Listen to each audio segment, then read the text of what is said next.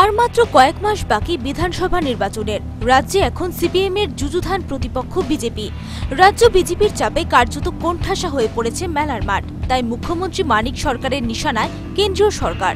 শনিবার আগরতলায় একটি অনুষ্ঠানে বক্তব্য রাখতে গিয়ে বলেন, দেশে অরাজকতার পরিস্থিতি তৈরি হয়েছে।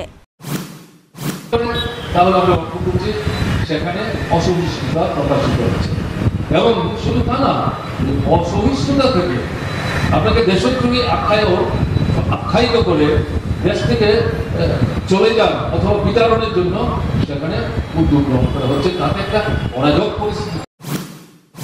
এরপরে দিল্লিতে ৩ জন ছাত্রের ঘটনার কথা বলতে গিয়ে মুখ্যমন্ত্রী বলেন,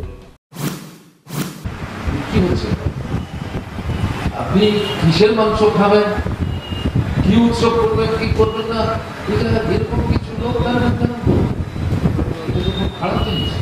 আমাদের যে একতা, আমাদের যে মানবিক মূল্যবোধ, আমাদের যে সংহতি চেতনা, যেটার উপর দাঁড়িয়ে আছে আমাদের দেশ, এটা বেদিগুলো আক্রমণ হচ্ছে। যে গত ২ বছর মুখ্যমন্ত্রী আরও বলেন, দেশে অনার সৃষ্টি চলছে, মানুষে মানুষে বিভেদ সৃষ্টি করছে।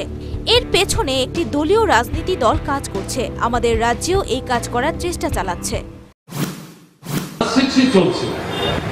ব্যবধান বিভেদ তৈরির চেষ্টা হচ্ছে, তার পেছনে একটা সংকীর্ণ দলীয় রাজনীতি কাজ করছে। সে আলোচনাকে এখানে করবো না, এটাই অনুষ্ঠান না।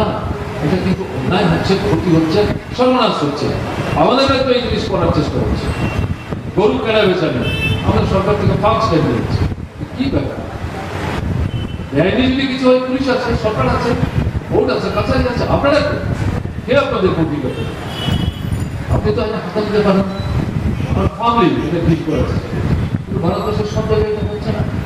সেদিক থেকে বলছি, প্রতি বছর বছর কেন করবে, কেন এই অনুষ্ঠানের মধ্য দিয়ে আপনি একটা মানবিক বার্তা, সহমর্মিতার বার্তা, একটা সংহতির বার্তা, হ্যাঁ, একটা দেশাত্মবোধের বার্তা আপনি কিন্তু পাঠাতে পারবেন। কাজে আর প্রশ্ন উঠছে, দিল্লিতে ছাত্রদের উপর আক্রমণের ঘটনায় সোচ্চার হলেও ব্লাইন্ড স্কুলের ছাত্র মৃত্যু থেকে শুরু করে আনোয়ারা বিনা কাণ্ডে চুপ কেন মুখ্যমন্ত্রী?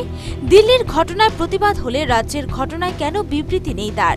তাহলে কি রাজনীতি বড় হয়ে দাঁড়িয়েছে মেলার মাঠে নেতৃত্বদের কাছে মানুষের মৃত্যুর থেকেও?